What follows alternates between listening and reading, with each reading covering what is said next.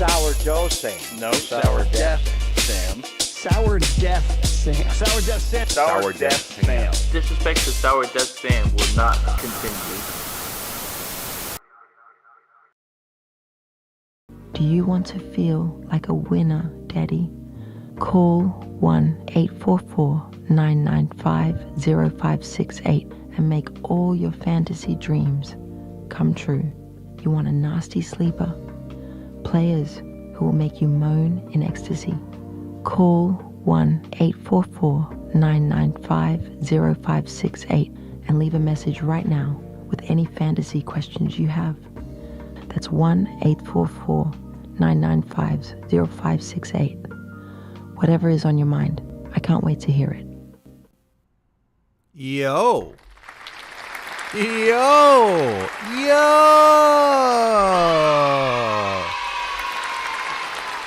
It's great to see you all.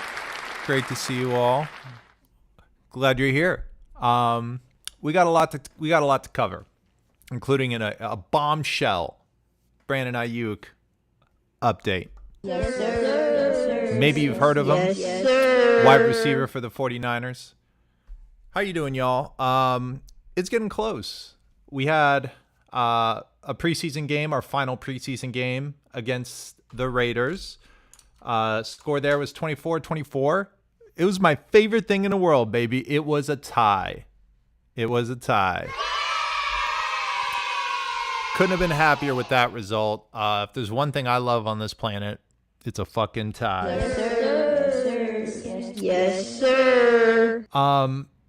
Jacob Cowing starting to look like he's really the real deal, which is exciting because to be able to get wide receiver depth, especially with Ricky Pearsall not giving us a little taste, it was nice to be able to see Jacob Cowing step up and inform the 49ers audience that we have yet another stud available to us if necessary.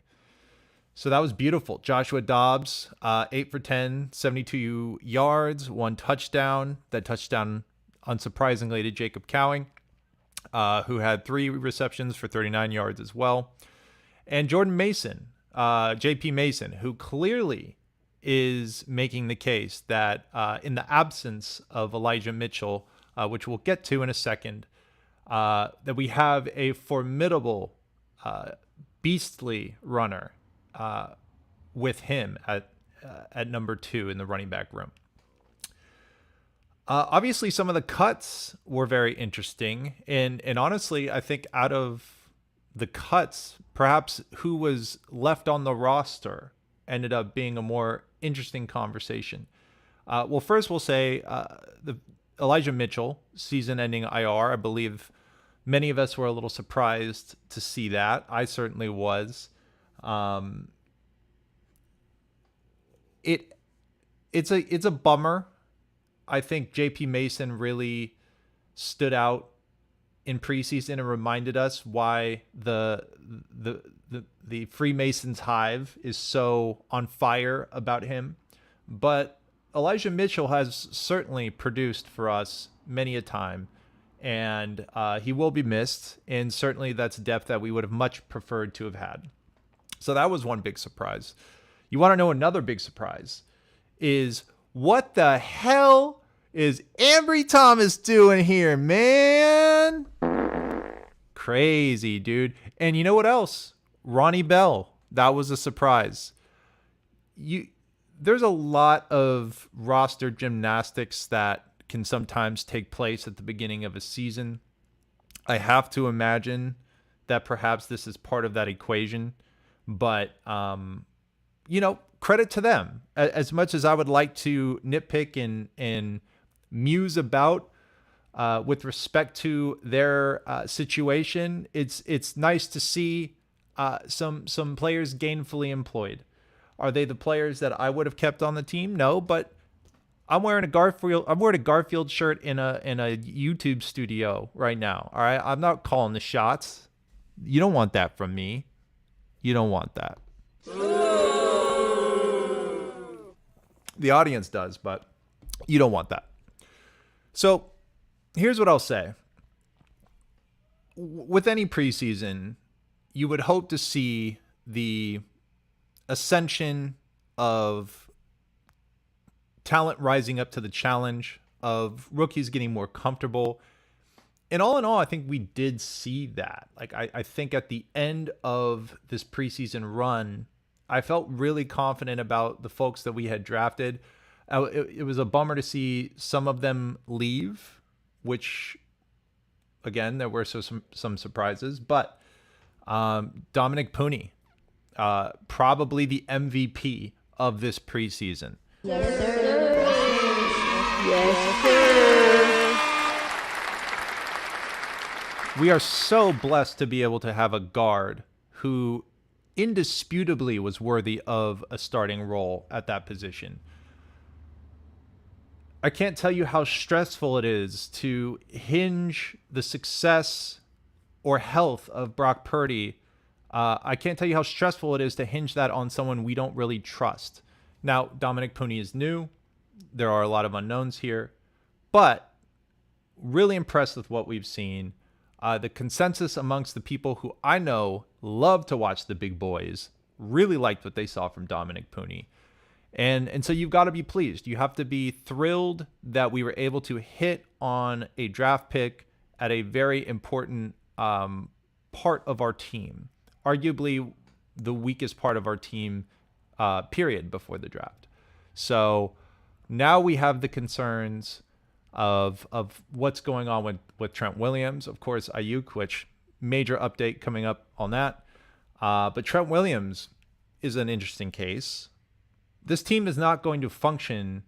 This machine is not going to operate as well oiled as it needs to without Trent Williams. Let's make no mistake about it.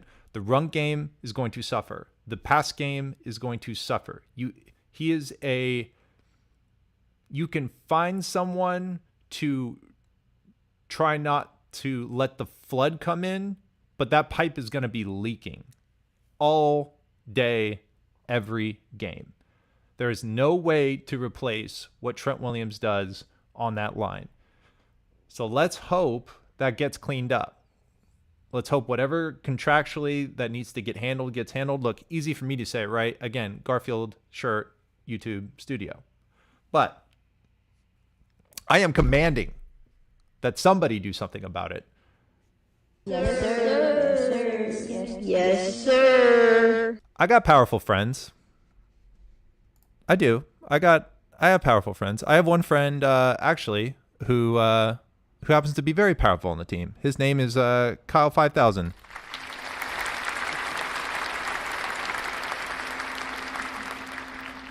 Hey Kyle, how's it going? Obviously a stressful week for you. Just wanted to check in, see how things are going. Oh, just another week of trying not to lose my mind. We're 12 days out from Monday Night Football, and I'm juggling more stress than a circus clown between getting the team ready and dealing with this Ayuk contract drama. I feel like I'm about to pop a gasket. Appreciate you checking in, but I'm one more distraction away from flipping a table. How's your week been? Week is good. I've got Chuck Bass coming on the show. We're going to talk fantasy football, but yeah, just kind of curious to see where this Ayuk thing is going to end up, to be honest with you.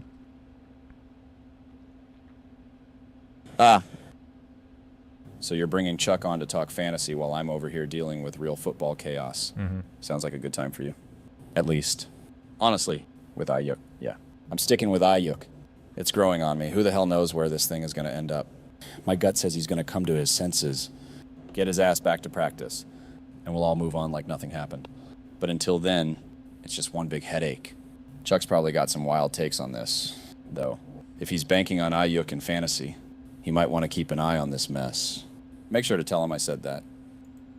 I will, man. I will. But hey, appreciate it, man. I know you're busy. I know you're busy, baby. But appreciate you coming on. Let's go to some comments real quick. JW comments. He would like to speak to the manager. Yes, sir. Yes, sir. Me too, brother. Me too. I go on a hunger strike all the time because I'm on a diet. Sourdeath Sam, I started a hunger strike until BA gets extended. I am now a skeleton of a man. Please, I need nutrients. When will this end? You're going to die, bro. Sorry. Kyle 5000, I'm here for you, says Haywire. I'm here for you, dog, if you need a chill night off. It sounds kind of sexy. I need a chill night off.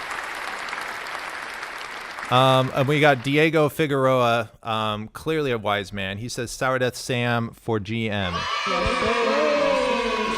Yes, sir.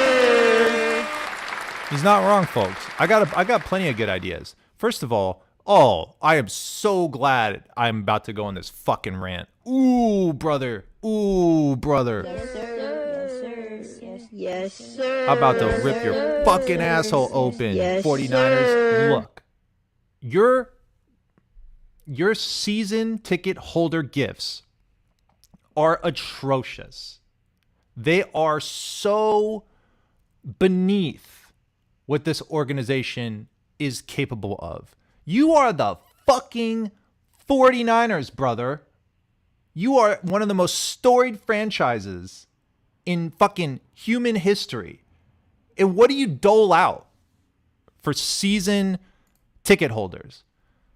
It's like a fucking kazoo, a Ziploc bag with the Faithful to the Bay logo on it, and like maybe a ballpoint pen that says 49ers Enterprises on it. Get the fuck out of here. There are so many creative, cool, interesting ways to engage your season ticket holders. Oh, I'm so glad I'm on this fucking rant because someone needs to say it.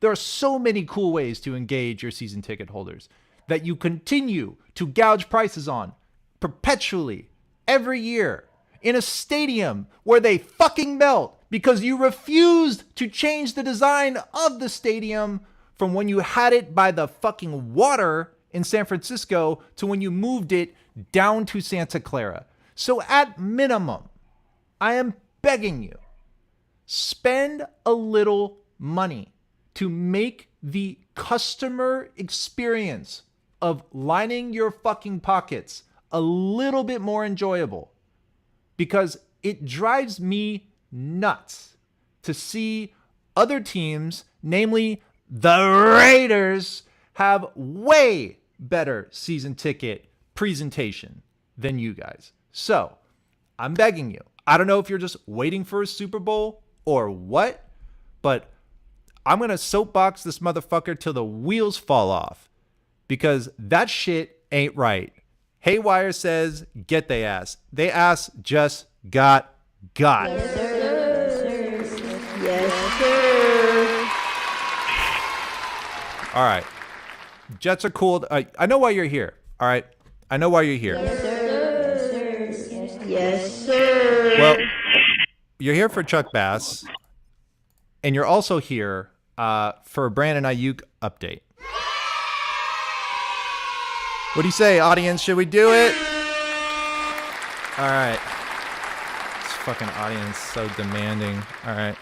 Here we go. Ladies and gentlemen, here is a very big Brandon Ayuk watch update.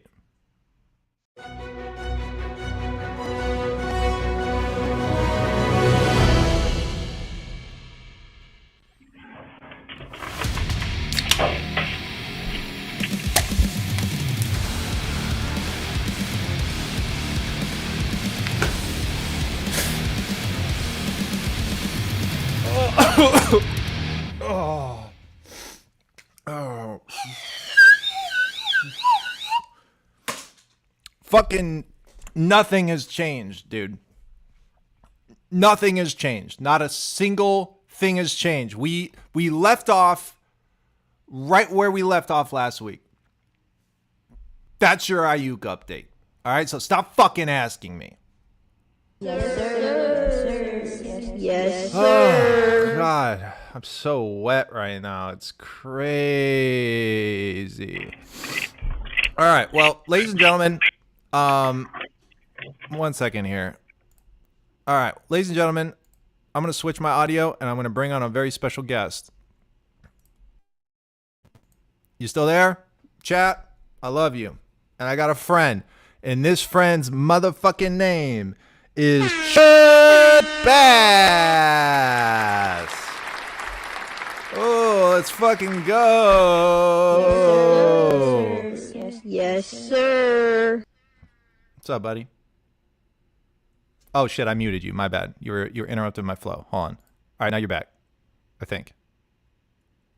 No, you're still muted. You know what? This is best. I'm just gonna talk for you. Hold on, let me see. That work? Oh no, you know how to take it. It had to take 3 times, baby. Beta Bay. Beta Bay, let's Beta go. Bay. Hey, yeah. Well, I got Garfield today. This is one of my favorite shirts. I make my girlfriend wear it at night so I can get hard. Oh, dude, I usually have to pay for shit like that, but that's okay. Yeah, dude. Well, you know, I get a 2-for-1 special I got a guy. He gives me Garfield shirts and fucking pills. I need to get on that. All right, let's roll. Yeah. I'll give you his number. He's a really nice guy. I usually hit people up through WhatsApp, so that's okay.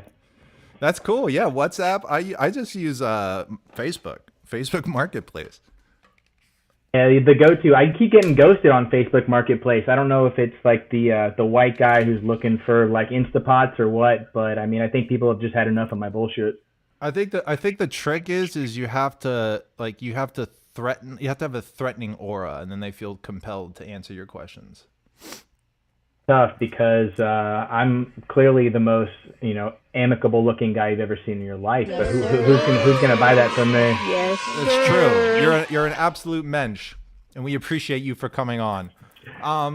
First of all, Chuck runs a sorry, there's so much beer all over me and in my mouth. Not enough, honestly. If you have any more, I'd love to see a little more. Yeah, there's some on the floor. I'll squeeze out, the rug for you.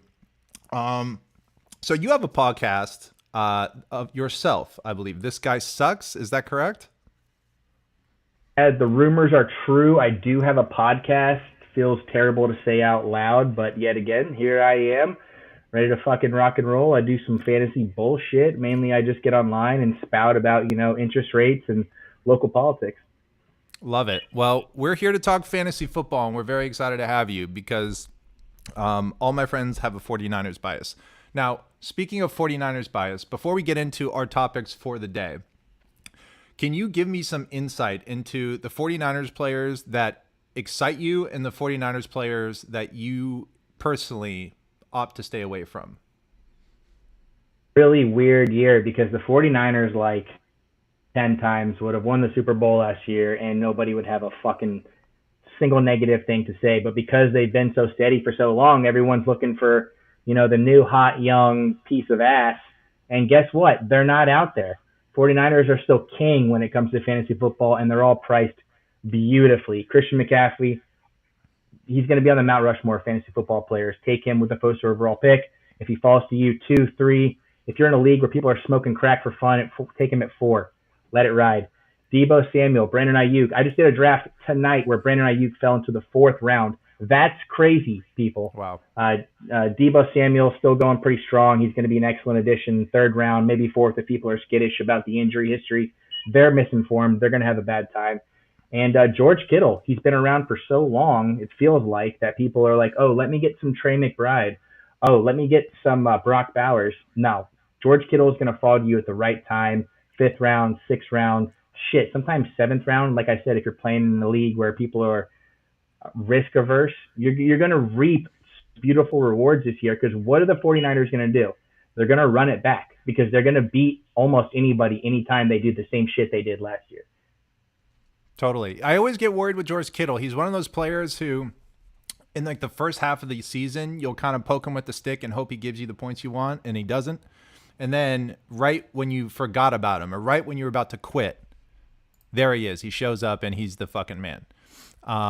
So that's always the risk, but we already know that about our 49ers, especially if you look at the target share splits of this team, it's almost like 21%, 21%, 21%, 21%, like across the board. Like it's always uniformly distributed. It's crazy.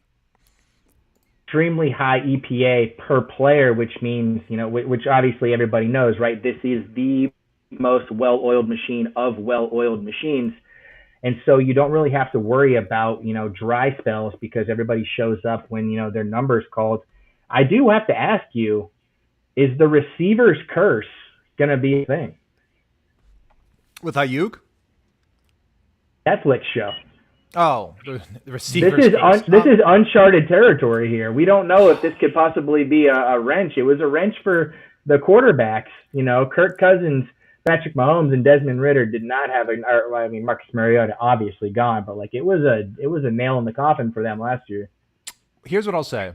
I'm way less worried about the receiver show, and I am much more worried about Ayuk specifically missing all that time. On the 49ers, we've had like back-to-back contract situations where player shows up late, a very good player shows up late, like very last minute, and they have an off season. It's like clockwork. And it's frustrating with Ayuk because he's a very valuable piece to this equation, and I am extremely concerned he's going to fall back into that regression window where he needs a year to reacclimate. So I'm less worried about the receiver show. I am more worried about the receiver no show. Okay, that's good radio. That's good radio work right there, my friend. That just happened. Just first time, long time checking in right now. That's beautiful stuff. I will say I know sometimes it's hard to, you know, with the guys that are in-house. I have that with the Buccaneers guys all the time. Ayuk is a top 10 receiver in the league. I think that, you know, this contract will be resolved and he'll be back on the field and you guys will be just body bagging people left and right. That's the hope. And I honestly, I recall last year when when the preseason concluded, I, for some reason, was just in my head like, oh, we lost it. There's no way. We're not going to get back. And then we were back in the Super Bowl. Now, this year does have an especially different kind of aura. Like people who've kind of, I don't know, I do hear mixed signals, but there have been enough people who kind of believe that the vibes are sort of not as high this year for the 49ers. We'll see. At the end of the day, they have so many freaking studs. They have like 9 NFL top 100 players on the team, if you include Ayuk. It's really hard for me to believe that they won't do some damage during the regular season. It's all about just like how they come together, how they gel, and frankly, how some of these rookies do. Ricky Pearsall, is he going to be a factor in any way? Jacob Cowing, really impressed with what he's brought. Are they able to deploy him in any ways that we feel can service the team, punt returner, etc.? So we'll see. We'll see.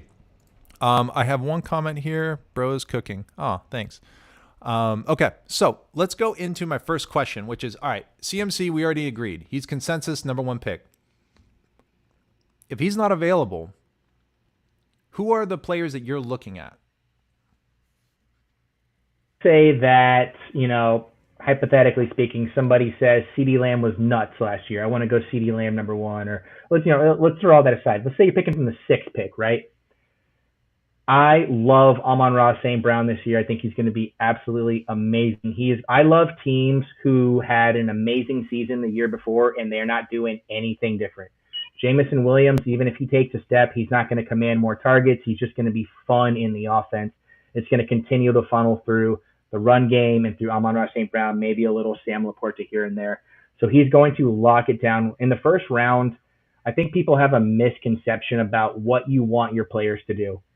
You want, if you're picking in the first round, your guy just truly to finish top 3 or 4. If he finishes number 1 overall, fantastic. But really what you want is steady Betty. And then when you get to the fantasy playoffs, later guys in your draft are going to take over and really be your rocks.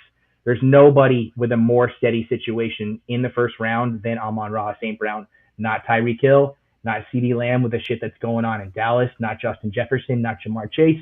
It's not happening. This is a rock solid player. Interesting. So you actually are you saying that if you had the choice between Amon-Ra St. Brown and Tyreek Hill, you would take Amon-Ra St. Brown? Because I'm one of these like weird freaks that looks at Tyreek Hill just coming off of back-to-back 1,700-yard seasons. That's insane, right? That's shit that's like impossible to pass up. How could you not take that? Well, historically speaking, the odds that he does that shit again with Tua, and I like Tua, don't get me wrong. I don't love Tua, but I like Tua. The factors that have to go into that with Devon Achane, Raheem Mostert, Jalen Waddle. You bring in Malik Washington, Jonnu Smith.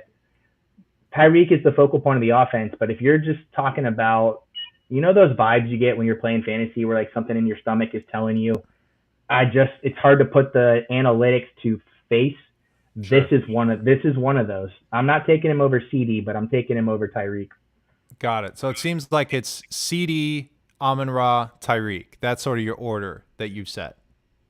Let's be honest here. You cannot go wrong. They're all in the same tier. This is absolute one right with the other. We're just talking about, I like the direction that the Dolphins are going. I like the direction. That's the Aperol Spritz getting me there a little bit.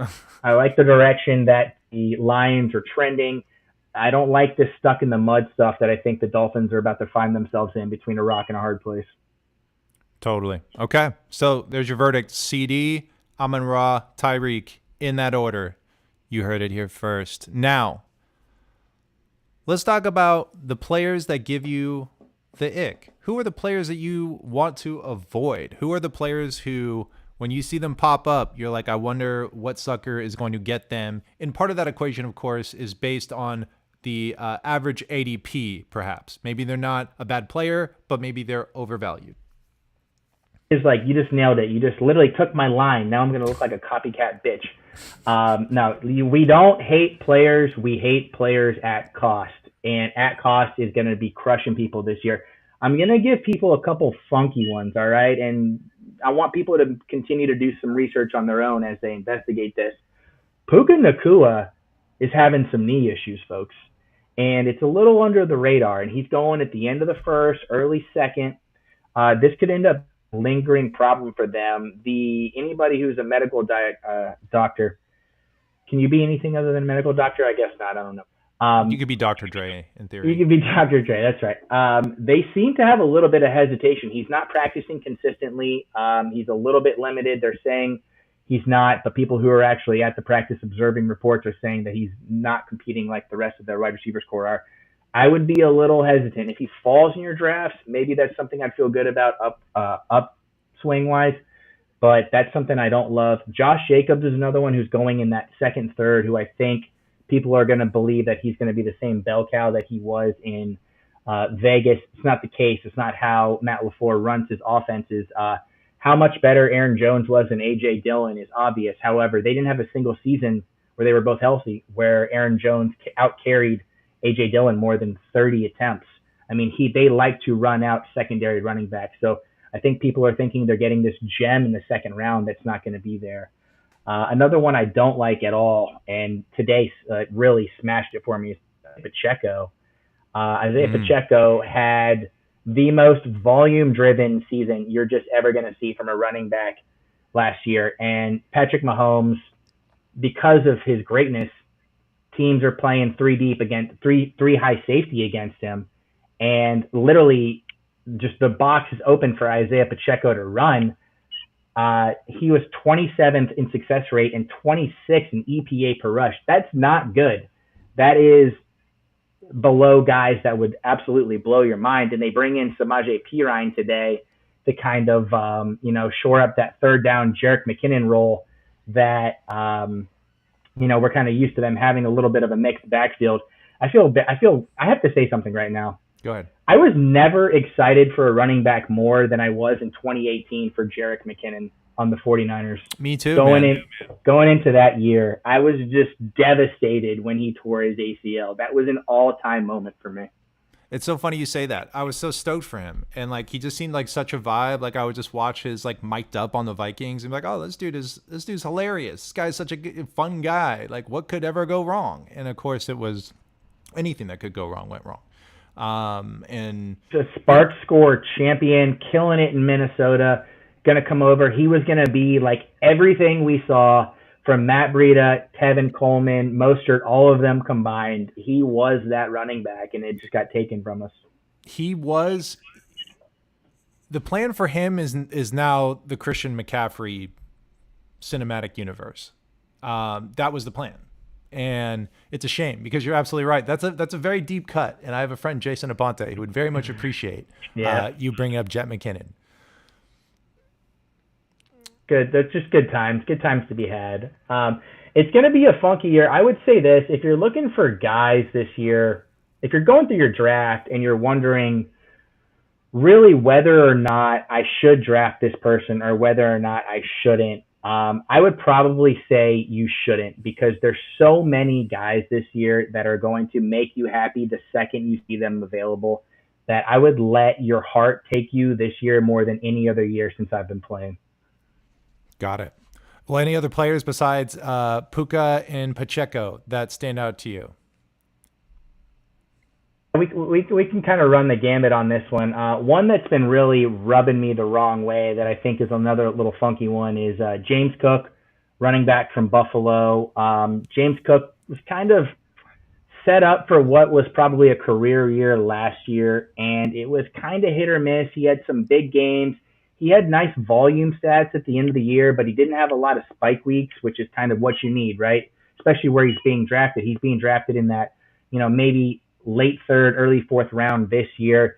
He doesn't really have that top 7 to top 10 high volume or high spike week potential that you want from a guy that you might get from like a Kenneth Walker, or if you go a little bit later, Joe Mixon, James Conner. Even if you want to get a little crazier later, like I don't want somebody who is going to be at my running back in the third, fourth round. I don't want high floor. I want high ceiling, because you can get high floor later from a lot of these other guys. You even move another round back if you want to switch to wide receiver. Here's a kind of a funky one. I hate to be the guy to throw like poo-poo on this, but people kind of thought that Zay Flowers had a breakout last year, which he kind of did. He definitely had a good year for a rookie, and I would be welcoming Zay Flowers on my team if he fell, but at his current ADP, which is kind of going in that 5th round, he did most of his work with Mark Andrews out of the lineup. I don't feel terrific about that. I like guys who are going to be high target earners, and he's more of an inconsistent target earner. It's a little bit more game script dependent than you would want. They're going to continue to run the ball more than any team in the league. I would push off a little bit on some of those guys, maybe let somebody else take the bait. Totally. Well, we appreciate you warning us about those folks. Zay Flowers is an interesting one. I actually was very tempted on a Zay Flowers opportunity during a draft. I passed on it, but we will see. Will I live to regret it, or will I just be passive aggressive to you for the rest of my life? We'll find out.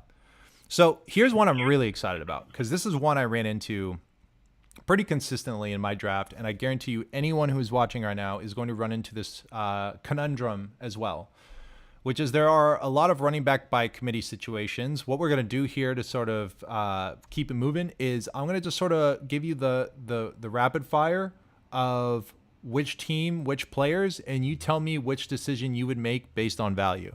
We are going to start in Ayuk's second favorite team on the planet, the Pittsburgh Steelers.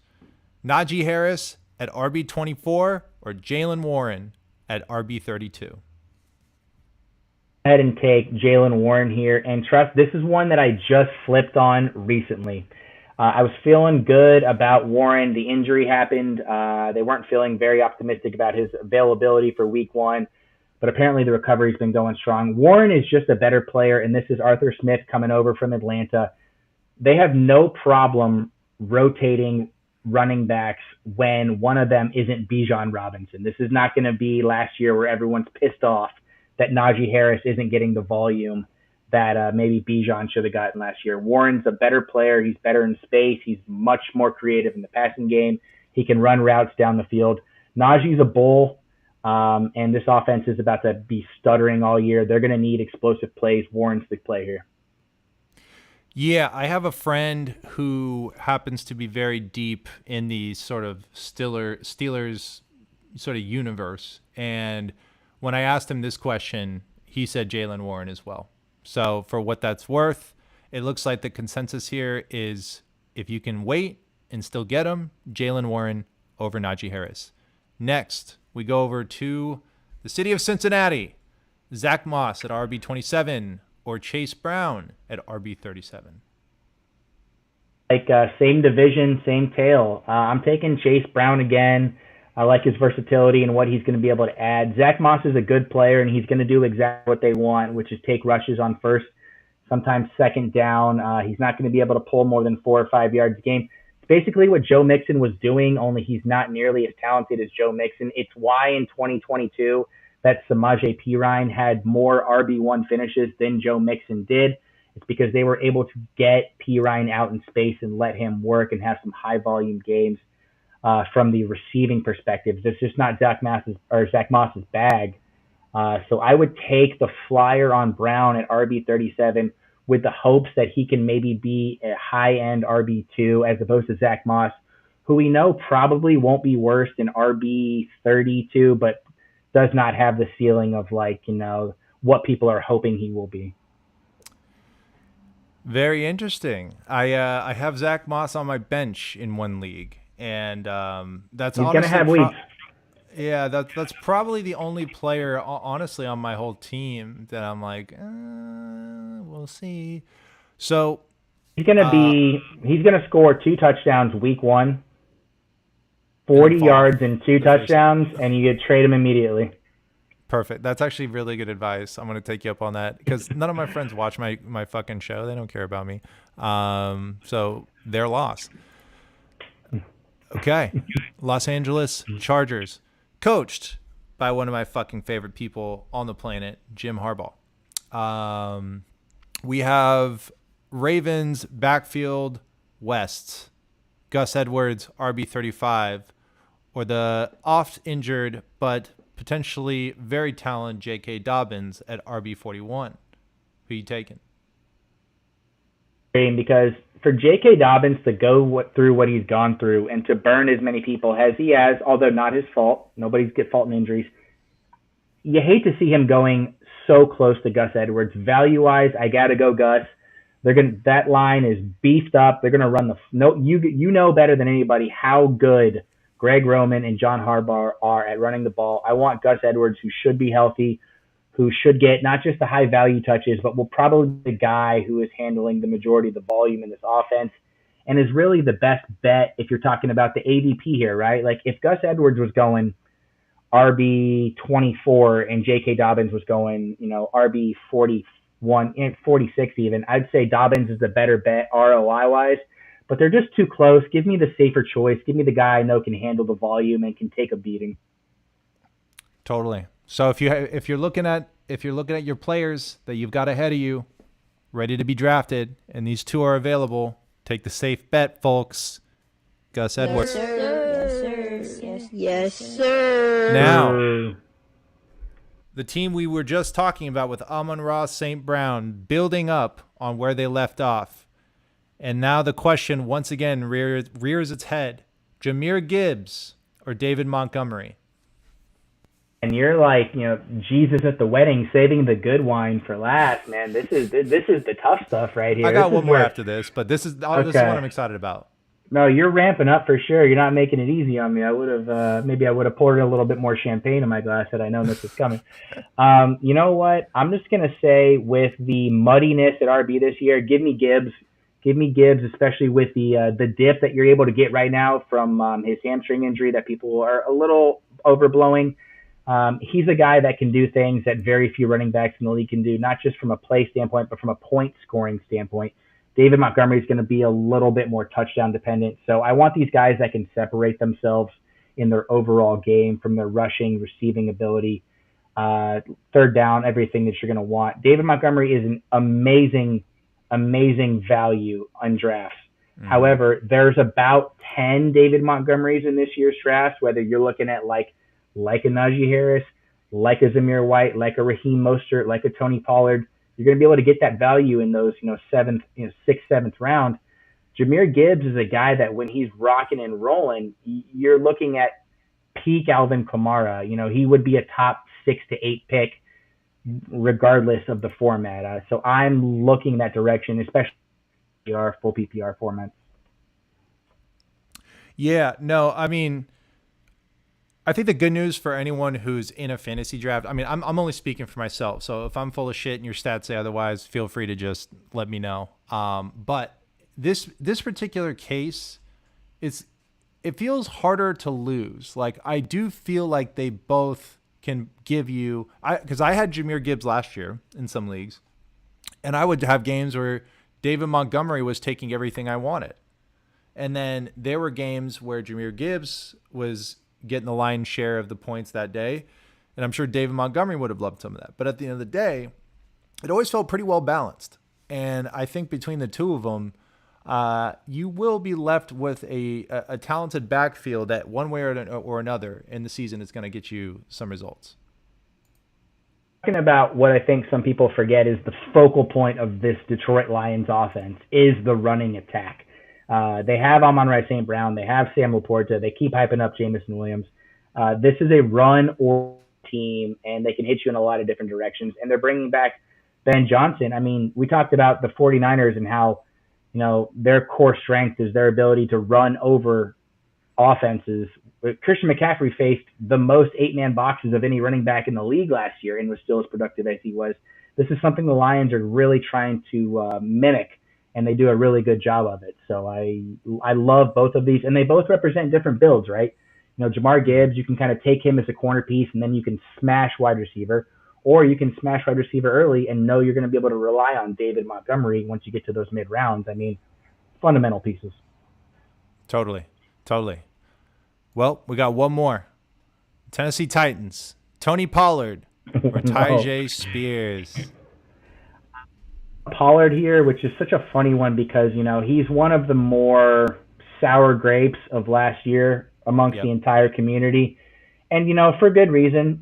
He wasn't great. He's coming off an injury, but still, he there's some runs where his vision was the problem, not his ankle. But, last year he was drafted at the 1-2 turn in fantasy drafts, and he turned in a late RB1, high RB2 finish, depending on your format. We hated that. Well, you know what? He's walking into a situation right now where he's probably going to get a similar opportunity, and he's going like you have on here, the RB26. I mean, that's going to be a pretty significant return on investment. They bring him in because Spears is a guy who can be productive in minimal volume, but he's not a load-bearing running back. They beefed up this offensive line pretty decently as well.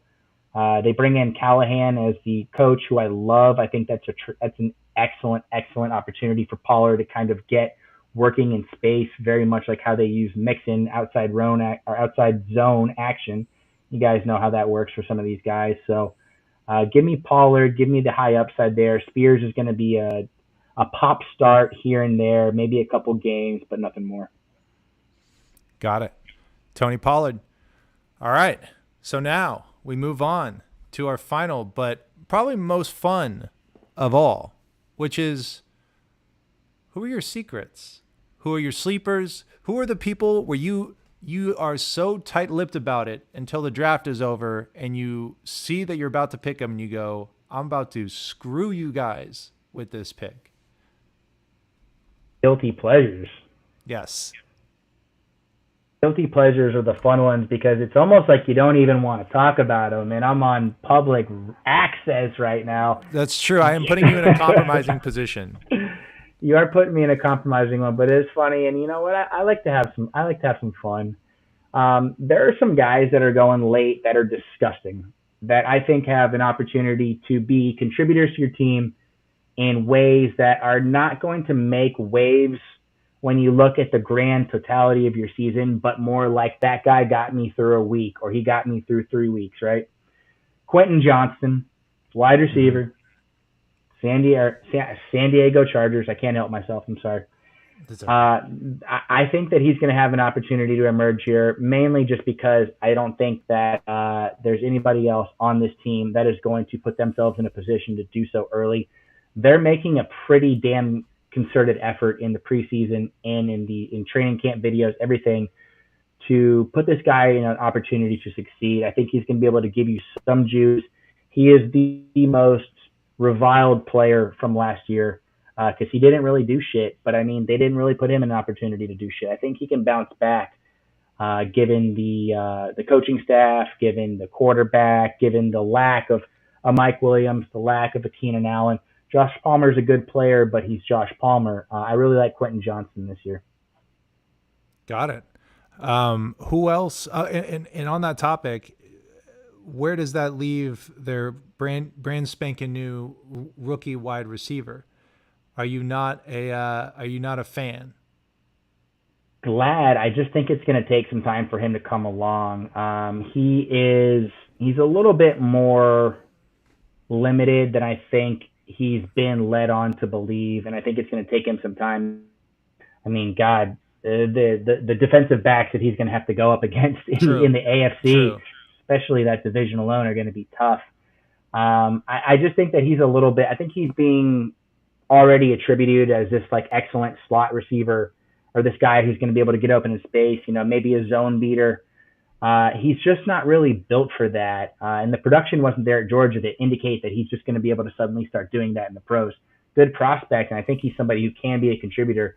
But I look at him more like Hunter Renfrow than I do, Cooper Kupp. Sure. So that's a good analogy. Who like, are? go ahead.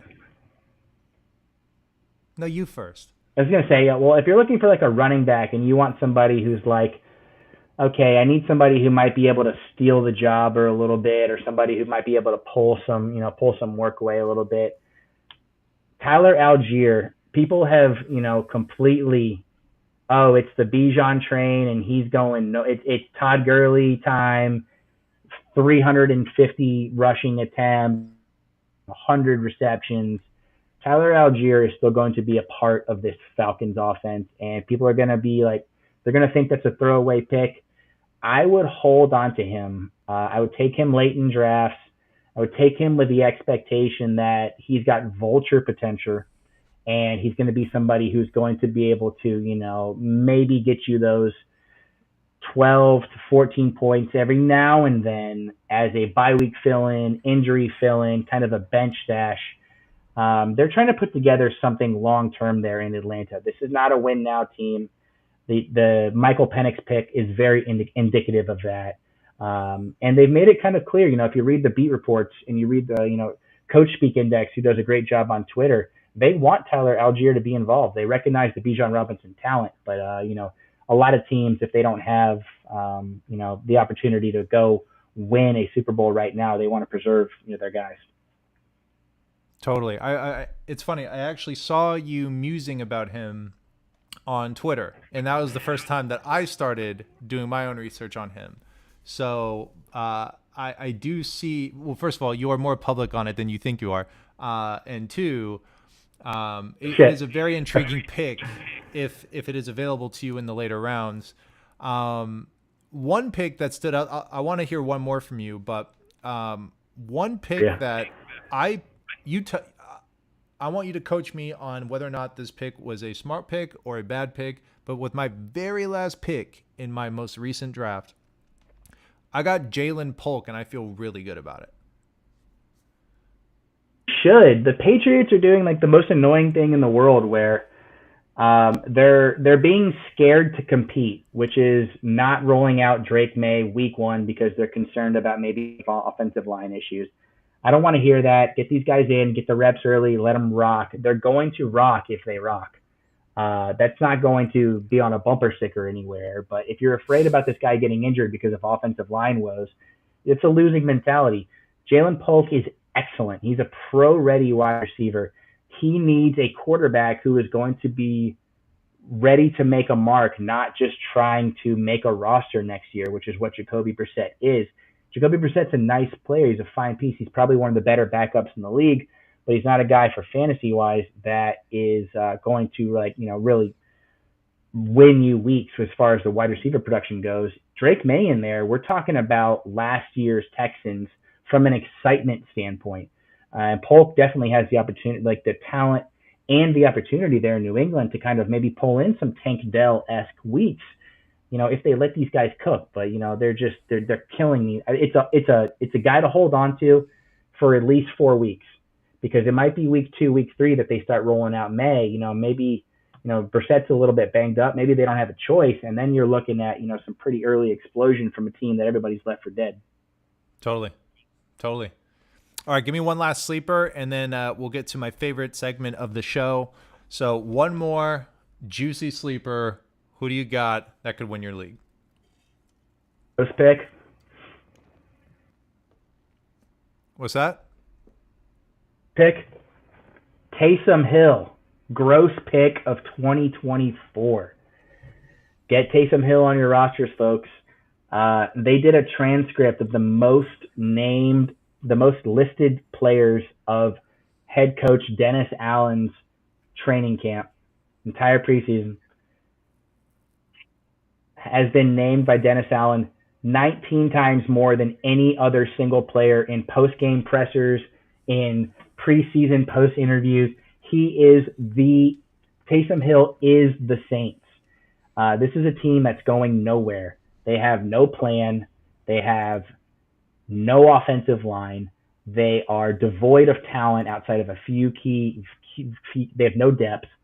This is going to be not the Taysom Hill show, but this is basically the guy at 3 a.m. at the casino who's still playing blackjack. They're vacuuming underneath his floor, and he's still saying, "Hit me." Folks, grab him in the later rounds of your drafts, and he's going to be a tight end that is going to have a season that we're going to look back and study. He's always, in best ball leagues especially, he's someone I always get because you never know when he's just going to go dumb and just give you some amazing breakout games. I agree with that. I mean, he's just such an anomaly. And if I wouldn't get him banking on him for consistent tight end production week after week. But if you've got a mass exodus of starters on your fantasy roster because of bye weeks or whatever, and push comes to shove, you're, playing roulette with a Taysom Hill start, you might end up winning big because he has the potential to just randomly end up with 1 or 2 touchdowns a game in the most precarious of ways. So he's like he's a streaky shooter. And what you get from him, which is very rare, especially for a tight end going as late as he is, he's going in the late rounds of your drafts. He has, way to say this without sounding like a douche, there's not a single week that he can't go off. And that is very rare for a tight end outside of the top 6 guys. You're not getting that with Tyler Conklin. You're not getting that with Cade Otton. You're not getting that with Noah Fant. This isn't a guy that they want to get involved in ways that you don't traditionally see players get involved. And at the end of the day, he's also pretty tantalizing trade bait. So he's a nice addition. Very true. Very true. Yeah. Yes, sir. Yes, sir. Yes, All right. sir. We've made it to our very last segment. I think I've told you about this one. It's called Affirmations. Affirmations is your opportunity to say nice things or encouraging things about a player, a coach, a friend, a certain Jardiance commercial superstar, whoever you want. It's all fair game. So I would encourage you to go ahead, or actually I'll kick it off and then you hop in. That way you can see how a pro does it. So, Sourdeath Sam. I want to wish Presley Harvin III, the punter who moonlighted on our team during the preseason. I want to wish him all the best because I attended a preseason game, Sourdeath Sam, and every time he fucking punted, I was like, I would stop talking and watch that ball land exactly where it needed to land. And I was like, looking back to see if it was Mitch Wishnowsky, and it wasn't. And I'd be like, do we have a punter controversy I didn't know about? So you did everything you needed to do, brother. You came on, you dominated, and I hope that the tape that you put on excites another team to put you on a roster.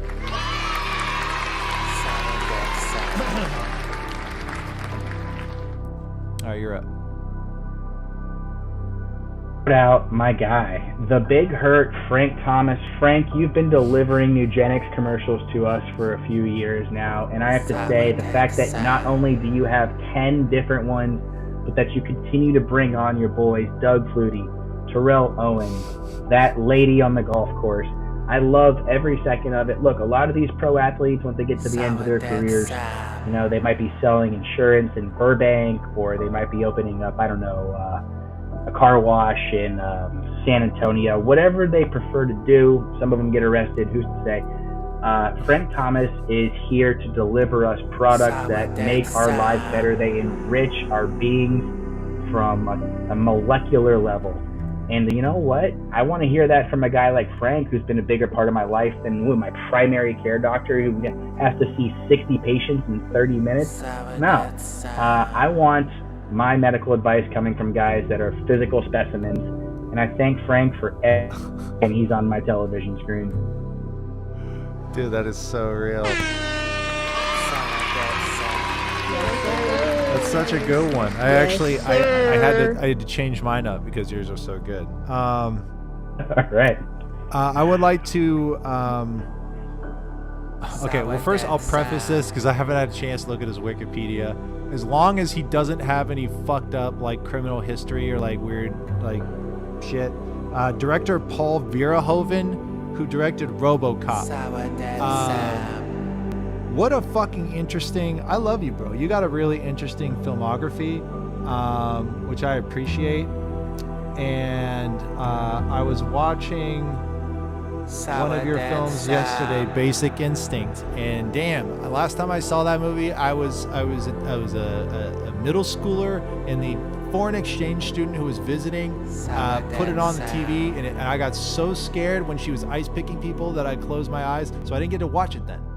But I watched it this time, and I was, it's a little dramatic, but you got a wide breadth of style, and I appreciate that.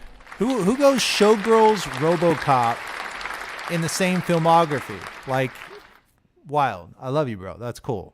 They don't make movies like Basic Instinct anymore. What happened to that entire genre? Was he so good at it that they put a rap? Hollywood went woke. That's what happened. Now everything is just fucking woke. Yes, sir. And I kind of like it. Yes, sir. So you're up. Back for a little bit more love. I gotta say, if it's time to give some more love to some people out there who really just aren't getting it, how about the flight attendant on my Allegiant flight to Las Vegas, who she opened up shop in the middle of the airplane. She stopped her cart and she let people come up like it was a bar, and she was running their credit card and letting them take it back to her seat. She said, you know what? I'm tired of the rules. I'm tired of the expectations. I'm tired of the policies set by the United States government. I'm going to do my own thing, and maybe I'm going to get some tips. It was one of the best flights of my life, and I want to say, if you're out there, I love you. Thank you, Queen. Hell fucking yeah, bro. Yes, sir. Well, I'm just going to say Nick Chubb. But that's okay. He needs love too. Nick Chubb, you may not be a flight attendant shipping out little tiny bottles of liquor for God knows how much you charge, but you are a stud, and your injury was gruesome and we all saw it. And you got a chance to come back this year and prove people wrong that you can come back and do this shit again, and so that next year people like Chuck Bass can say, did you see what he did in the second half of last year? His fucking ADP is fucking exactly where it needs to be. So I love you, brother. I hope you're healing up well. I hope you get to prove everyone wrong, that you can bounce back and be just as lethal as you were when you left.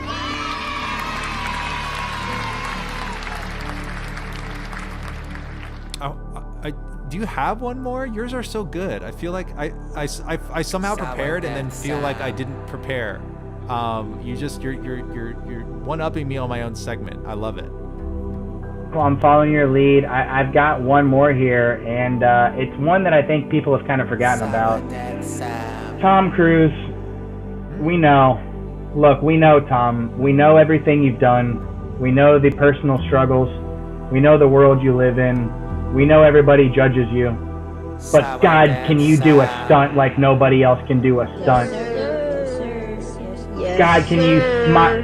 Can you smile? Somebody else on Hollywood screens can smile. Sourdeath Sam. Can you charm a woman who's a foot taller than you with just one glance? Yes, you can, Tom. Yes, you can.